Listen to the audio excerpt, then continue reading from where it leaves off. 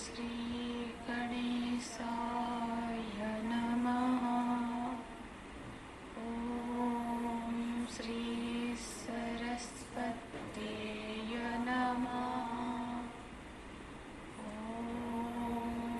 श्री गुरुभ्यो नमः। गुरुर्ब्रह्मा गुरुर्विष्णु गुरुर्देवो महेश्वरः। गुरु साक्षात् परं ब्रह्म तस्मै श्री गुरवे नमः। सदाशिवसमारम्भाः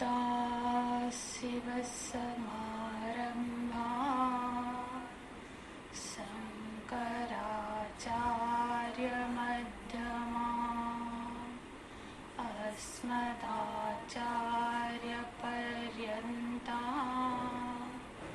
वन्दे गुरुपरम्परा।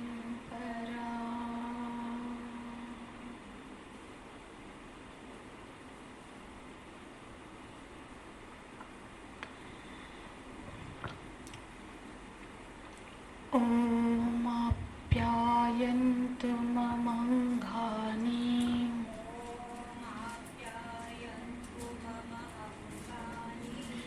वाक्प्राणश्चक्षुः श्रोत्रमथो बलमिन्द्रियाणि च सर्वाणि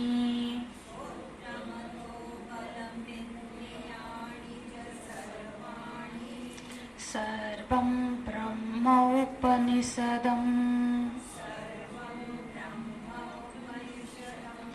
माहं ब्रह्म निराकुर्याम्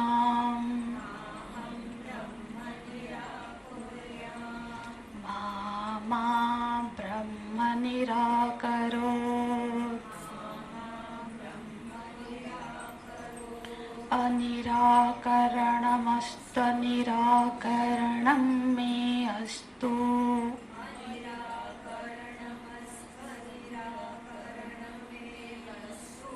तदात्मनि निरतेय उपनिषत्सु धर्माः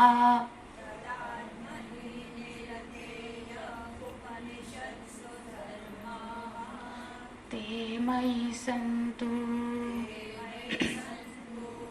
ते मयि सन्तु। ॐ शान्ति शान्ति शान्तिः।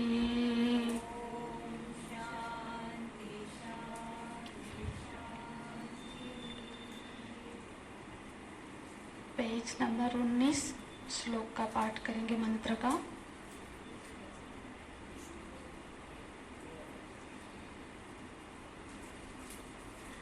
ॐ केनेषितं पतति प्रेषितं मनः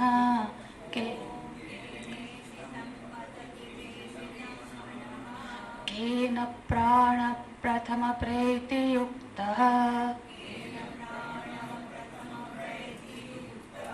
केनेषितां वाचमिमां वदन्ति चक्षुश्रोत्रं कौदेवोर्नक्ति।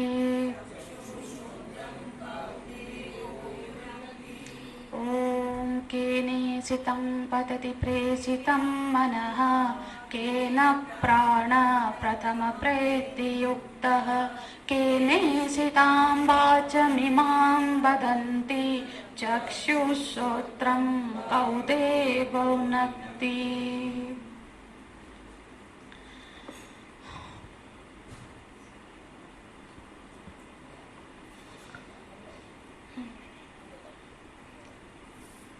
श्रवण करिए अम्मा। बुक जहाँ देखना होगा मैं खुद बताऊंगी। जो आत्मविद्या का जो साधक है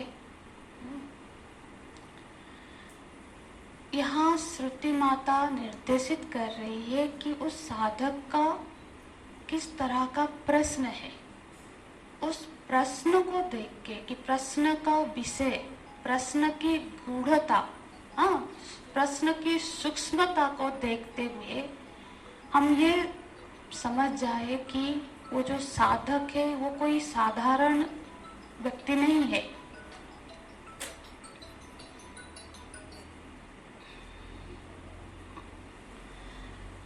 तो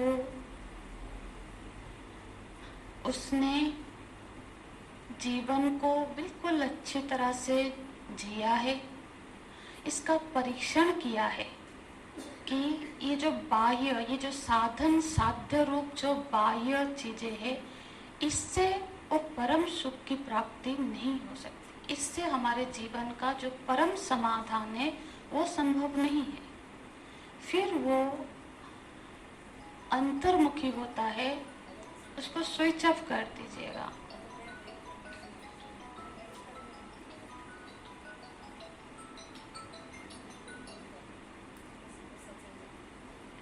ठीक है,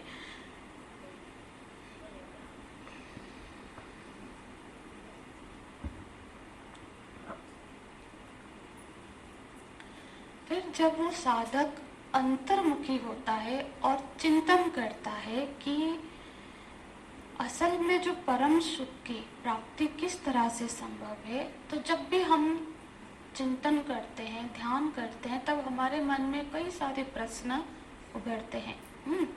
तो तब जाकर इस तरह का प्रश्न उसके मन में आता है।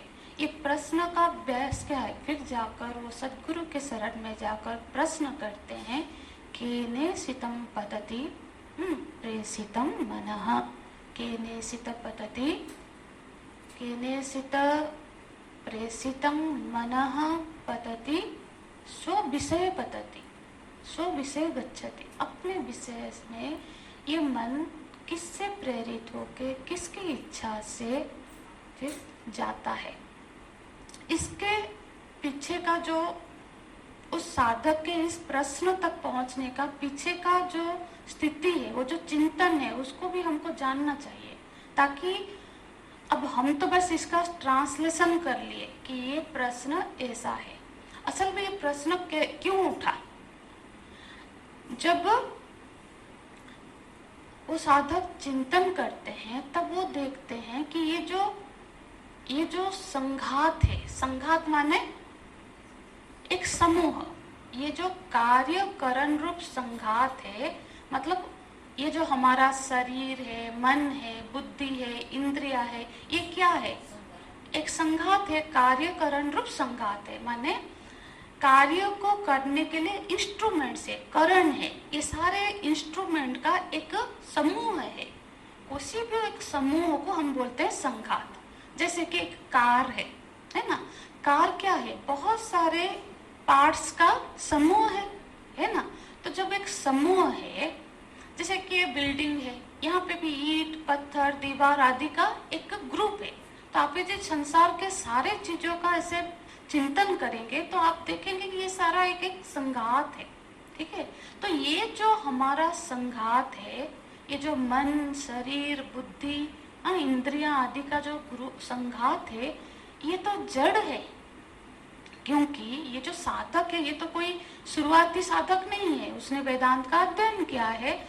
अब जैसे कि हमने तत्वबोध में अध्ययन किया, मन की सृष्टि कैसे हुई, बुद्धि की सृष्टि कैसे हुई, शरीर, स्थूल शरीर, सूक्ष्म शरीर आदि का अध्ययन किया, तो फिर इससे हमको पता चला कि ये तो जड़ है ना? इसकी अपनी तो कोई ये नहीं, सामर्थ्य नहीं है कि वो किसी से प्रेरित हो जाए, कोई का उसमें कोई अपना सामर्थ्य नहीं है।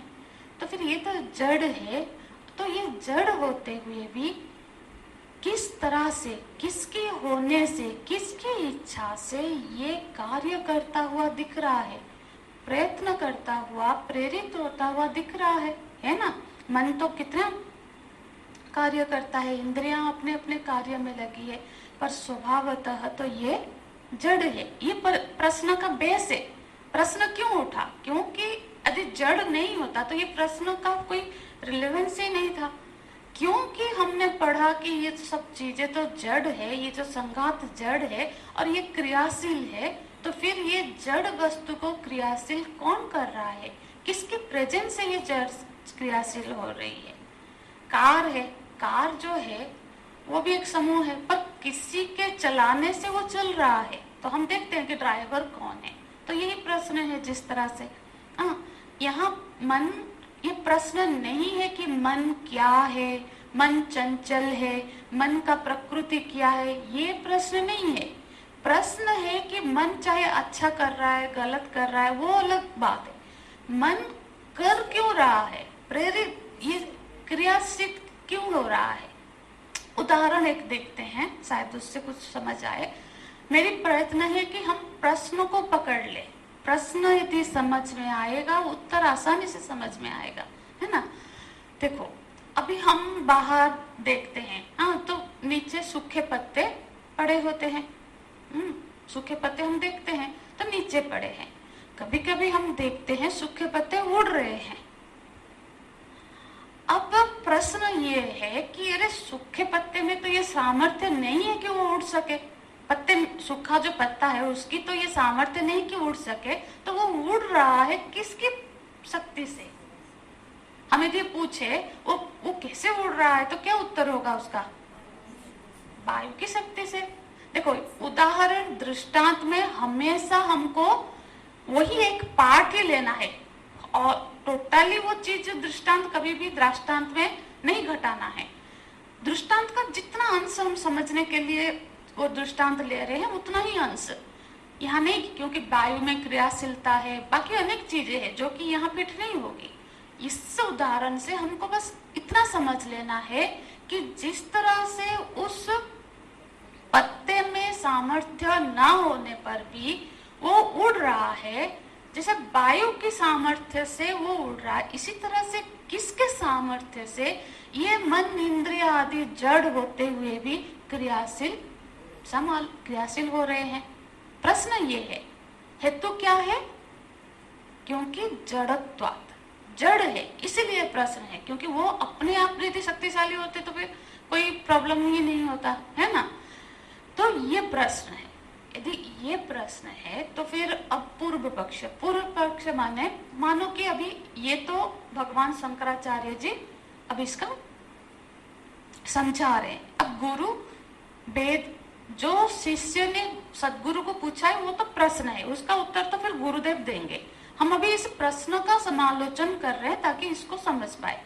तो जैसे हम लोग, जैसा कोई साधक है, उसके मन में ये प्रश्न आया, पूर्व पक्ष हम ही है, कि यदि ऐसा है, यदि वो ये जानना चाहते हैं कि किसके होने से, किसके प्रेजेंस से वो मन, बुद्धि, इंद्रिय सारा है इसमें, वो क्रियाशील हो रहे हैं, अपने अपने कार्य में प्रेरित हो रहे हैं, तो फिर यहाँ पे ईशितम और प्रेषितम दो शब्द क्यों बताए? वो तो ईशितम बोलने पर भी समझ में आ रहा है, तो फिर प्रेषितम बोलने का क्या अभिप्राय है? उसकी कोई यथार्थता तो नहीं समझ में आती है। तो भगवान शंकराचार्य जी यहाँ पे बताते हैं, देखो 20वां पेज देखिए। ये तो हमने पिछली कक्षा में चर्चा कर ली थी। केने ईशितम, केन कर्ता, ईशितम किस कर्ता के इच्छा से। ईशितम माने इस धातु से इच्छार्थक है, इस धातु का अर्थ यहाँ इच्छार्थक है। तो ये तो हमने देखा था। तो 21वें पृष्ठ में आप 1 2 3 4 5 छठा वाला देखिए। भगवान शंकराचार्य जी यहाँ इसका उत्तर में क्या बोल रहे हैं? कस्य इच्छा मात्रेण प्रेषितम इत्यर्थम विशेष निर्धारणात्, किसकी इच्छा मात्र से प्रेषित हुआ, ये विशेष अर्थ हो जाता है।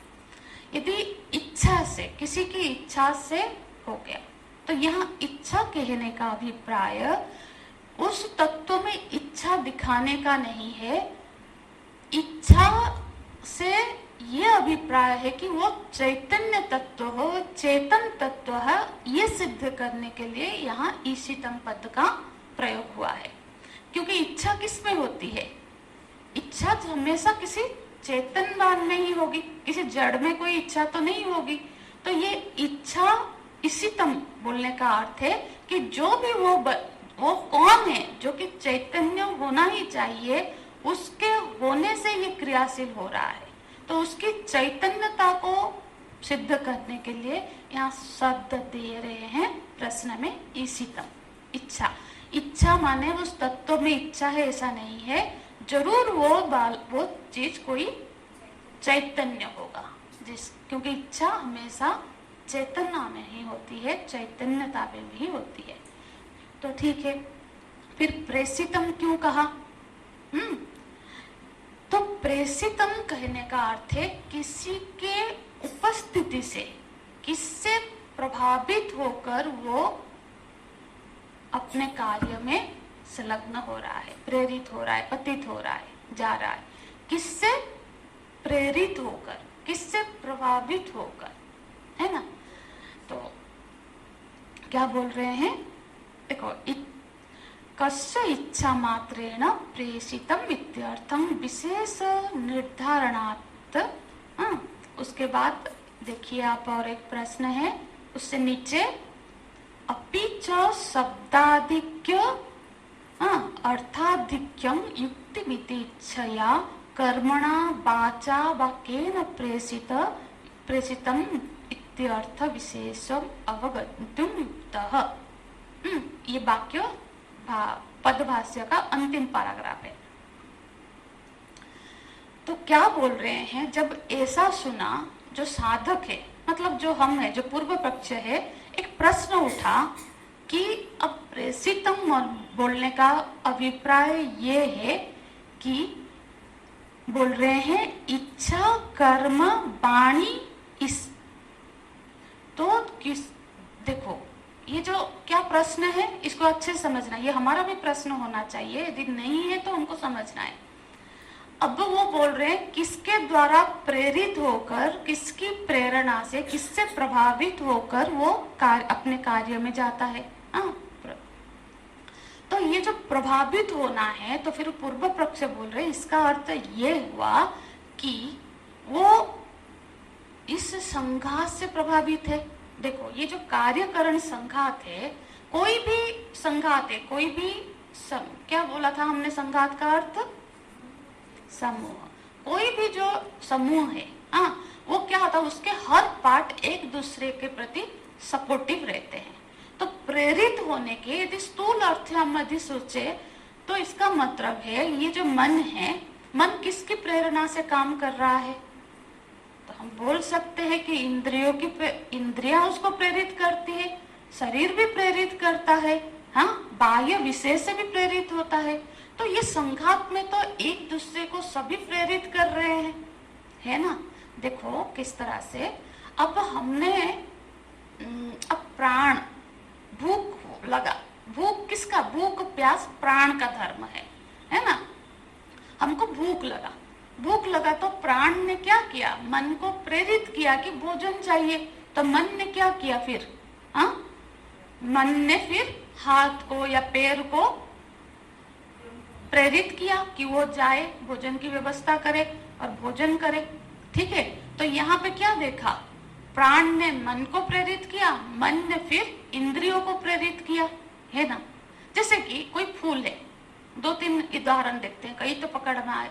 कोई फूल को नेत्र इंद्रिय ने देखा, बहुत सुंदर लगा, तो फिर क्या हुआ, मन को लगा कि ये मेरे को तोड़ना है। तो फिर क्या हुआ, उसने पैरों को प्रेरित किया, पैर वहां गए, हाथ उसको तोड़ा, ये फिर ये जो क्रिया हुई, तो क्या हुआ, नेत्र इंद्रिय ने मन को प्रेरित किया। अब कभी कभी क्या होता है, हमारे मन में कोई संकल्प आता है, अरे अच्छा होता कि हम ठाकुर जी के दर्शन के लिए जाएं, ये मन में ये इच्छा जागी। तो मन से जो प्रेरणा जागी, उसने क्या किया, फिर टिकट करवाया, व्यवस्था कराया, इंद्रियों को प्रेरित किया, है ना। तो यहाँ देख रहे हैं कि कभी इंद्रियां मन को प्रेरित कर रही है, कभी मन इंद्रियों को प्रेरित कर रहा है, कभी शरीर मन को प्रेरित कर रहा है। किस तरह से, शरीर में दर्द है तो फिर मन क्या कहता है, अरे डॉक्टर के पास जाना चाहिए या फिर ये मेडिसिन लगाना है। तो शरीर का ये दर्द ने मन को क्या किया, प्रेरित किया। तो यहाँ तो हर संघात का हर एक चीज एक दूसरे को प्रेरित कर रहे हैं। हाँ, तो ये प्रश्न होना चाहिए। तो फिर इसका मतलब है प्रेषितम बोलने का अर्थ है कि ये मन को कौन प्रेरित, ये चारों चीजें एक दूसरे को प्रेरित कर रहे, तो पांचवा चीज का अनुसंधान क्यों करना? मन को तो इंद्रियां भी प्रेरित कर रही है, बाहर का वस्तु भी प्रेरित कर रहा है। जैसे कोई बाहर के ही वस्तु देख लिया हमने, फिर उससे हम आकर्षित हो गए, है ना। तो हर चीज माने दुनिया का यदि सोचे तो सारी दुनिया ही मन को प्रेरित कर रही है। तो फिर मन को कौन प्रेरित कर रहा है, ये प्रश्न फिर आप क्यों बोल रहे हो कि किसकी इच्छा से हो रहा है? वो चैतन्य के हिसाब से इच्छा शब्द आया, आप चैतन्य को क्यों इसमें घुसा रहे हो? जबकि हम देख रहे हैं मन को, मेरे मन को तो हर कोई प्रेरित कर लेता है। हम नहीं बोल सकते कि मन ही अल्टीमेट प्रेरित करता है, नहीं। हम बोलते गुरुदेव की मेरे को प्रेरणा से मैंने ये किया, तो गुरुदेव तो बाह्य कोई बाहर की ही व्यक्ति है ना, तो जिनकी प्रेरणा से हमारा मन प्रेरित हो गया। तो ये प्रश्न फिर क्या है, समझ में आ रहा है ना थोड़ा? कि ये प्रश्न तो आएगा ना, साधारण से हम लोग देखते हैं तो ये पूछ रहे हैं केने सितम प्रेषितम मनो, वेद में लिखा है, उपनिषद है, ये तो साधारण सी बात है, हमको तो सबको पता है। हमको पूछे गुरु के पास जाने की क्या जरूरत है? तो ये पूर्व पक्ष, मतलब हम लोग ये हो सकता है ऐसा हो। आप क्यों बोल रहे हो, जबरदस्ती घसीट रहे हो कि वो चैतन्य को ही पूछ रहा है, और इसी तम अर्थ से इच्छा चैतन्य में ही होता है, इसलिए वो चैतन्य का ही जिज्ञासा कर रहा है। कोई जरूरी तो नहीं इस प्रश्न से, तो हमको ऐसा नहीं लगता है। तो फिर भगवान शंकराचार्य जी क्या उत्तर देते हैं? 22वां पेज में देखिए, पहले ही न बोलते हैं, नहीं, ऐसा नहीं सोचना है, ऐसा नहीं है। क्यों? प्रश्न सामर्थ्यात् देहादि संघातात् अनित्यात् कर्म कार्य विरक्तः अतोन्य कुटस्थं नित्यं वस्तु बुभुत्समानः पृच्छतीति सामर्थ्यात् उपपद्यते। बोलते हैं सामर्थ्यात् उपपद्यते। यहाँ जो साधक है, जिसका ये प्रश्न है, उसकी सामर्थ्य को देखो। क्या है वो? जिसने अभी सारे बाह्य विषय से विरक्त हो चुका है, जो नित्य वस्तु का अनुसंधान कर रहा है, जो एक कुटस्थ वस्तु को जानना चाहता है कि कौन वो चीज है जो नित्य है, जिसमें कभी परिवर्तन नहीं होता, जिसको प्राप्त करने के बाद मतलब उसको प्राप्त करने के लिए कोई साधन की आवश्यकता नहीं है, उसकी जो संधान कर रहा है, वो क्या ये जो प्रश्न है, इस प्रश्न करेगा जो कि प्रसिद्ध इतर, क्योंकि ये तो प्रसिद्ध है, ये बात तो सभी जानते हैं। ऐसे ही मन को कौन प्रेरणा कर रहा है, यदि इस तरह के अर्थ में पूछो तो इसमें तो कोई अर्थ ही, इसका कोई महत्व नहीं है। अनर्थात कोई इसका इतना महत्व भी नहीं है, जिसको सभी जानते हैं, वो प्रश्न का इतना इम्पोर्टेंस क्या है? और कौन पूछ रहा है? जो कि पूरे बाह्य विषय से विरक्त हो चुका है, जो नित्य वस्तु की अनुसंधान कर रहा है। यदि ये प्रश्न चैतन्य से संबंधित नहीं है तो ये प्रश्न का कोई माने ही नहीं है, क्योंकि ये प्रसिद्धार्थ, क्योंकि ये तो सभी जानते हैं इस प्रश्न को। सभी जानते हैं कि मन को, आज मैंने खाना देखा तो मेरा मन बहुत मन किया, हम बोलते हैं ना, बड़ा मन किया मेरे को खाने का, तो अर्थात वो भोजन ने मेरे को प्रेरित किया। इस तरह से हर चीज हम सभी का अनुभव है, जानते हैं। तो ये प्रश्न का फिर कोई ये नहीं बनता है। तो फिर वो शिष्य बोलता है, शिष्य मतलब जो साधक अभी पूर्व पक्ष है, कि तो फिर तो प्रेषितम का अर्थ मुझे हुआ ही नहीं कुछ, तो प्रेषितम क्यों बोल रहे हैं? यदि वो संघात एक दूसरे को प्रेरित कर रहे हैं, ये नहीं समझना है, तो फिर वो उन्होंने प्रेषितम अर्थ, प्रेषितम शब्द क्यों कहा? तो यहाँ पे भगवान शंकराचार्य जी फिर बोलते हैं, 23वां पेज देखिए, न।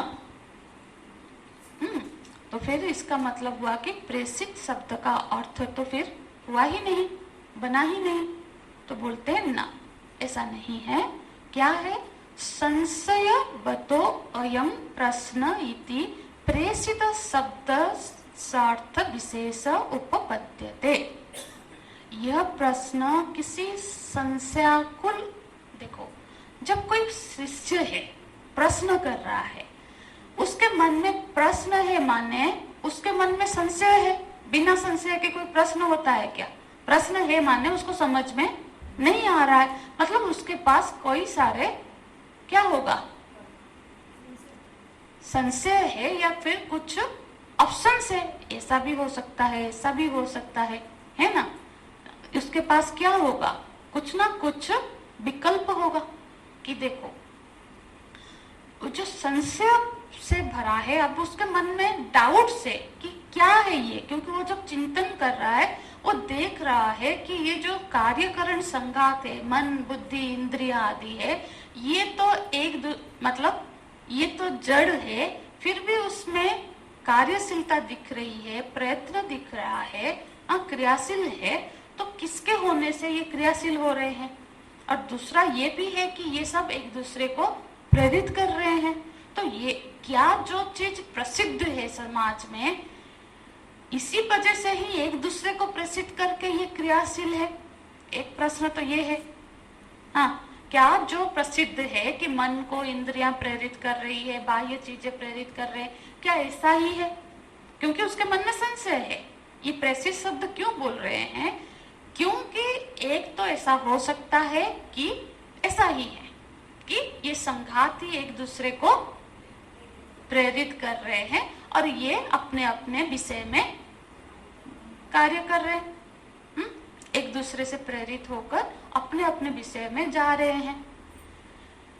एक तो ये संभावना है, पर क्योंकि ये जड़ है, हाँ, और हमेशा हमने सुना है कि जो संघात होता है वो हमेशा परार्थक होता है। माने जो भी संघात है, जो भी समूह है, वो हमेशा किसी पर के लिए ही होता है, किसी दूसरे के उपयोग के लिए होता है। आप चिंतन करके देखना, गाड़ी का ही उदाहरण ले रहे थे। गाड़ी है, गाड़ी क्या अपने लिए है? किसी और के उपयोग के लिए वो संघात बना है। ये बिल्डिंग है, ये आश्रम है, यहाँ ईंट है, पत्थर आदि दीवार, सबका एक संघात है, ये समूह है। ये क्या अपने लिए है? ये किसी के यूज के लिए है। आप सोच के देखना, हर वो संघात है जो किसी दूसरे के उपयोग के लिए है।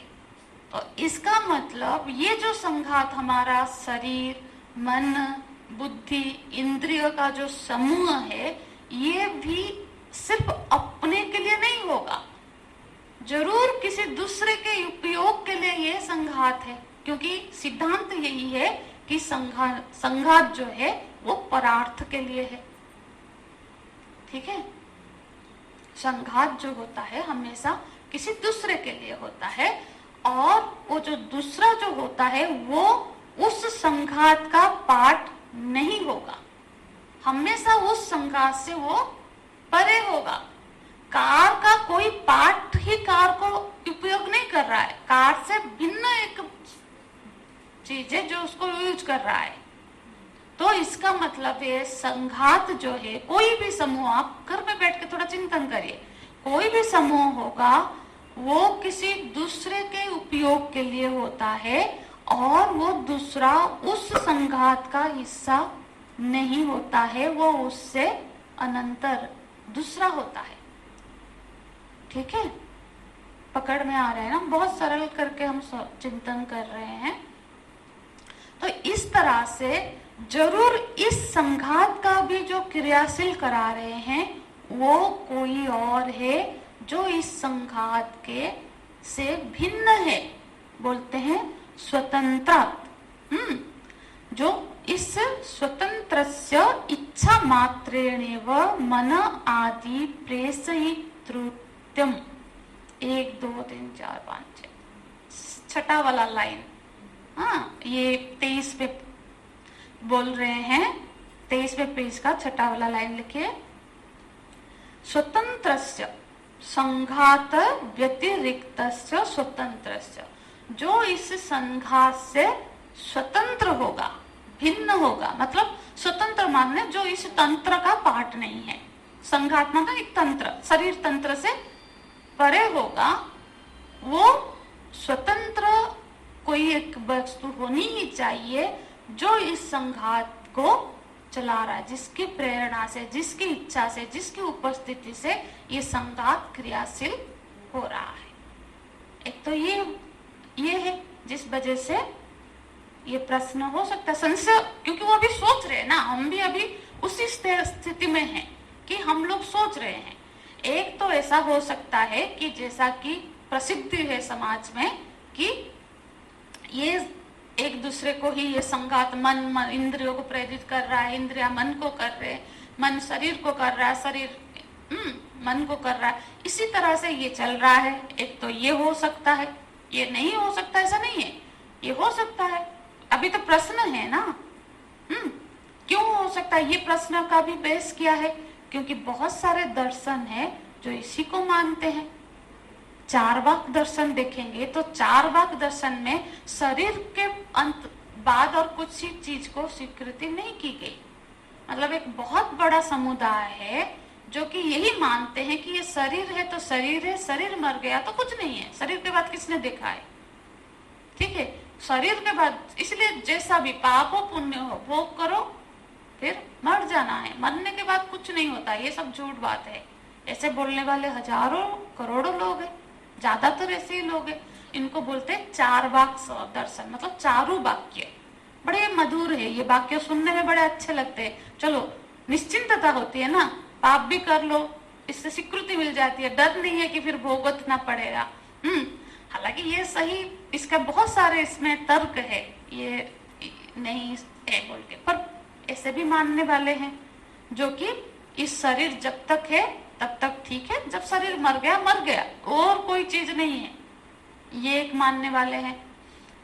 दूसरा, हम न्याय दर्शन और वैशेषिक दर्शन, ये भी इस आत्मा का चैतन्यता को स्वीकार नहीं करते। बड़े बड़े दर्शन है, न्याय दर्शन, वैशेषिक दर्शन, वो आत्मा को जड़ मानते हैं।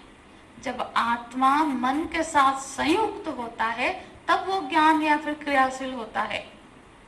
दर्शन तो पूरा बुरा दर्शन है, तो ये सब दर्शन भी आधार है इसे प्रश्न का, क्योंकि बहुत सारा लोग ऐसे भी दर्शन है जिसको मान्यता के आधार पर ये संशय हो रहा है कि क्या सच में अपने आप ही चल रहा है, मन ही इंद्रियों को प्रेरित कर रहे हैं, इंद्रिय विषय मन को प्रेरित कर रहा है, या फिर कोई और सत्ता है।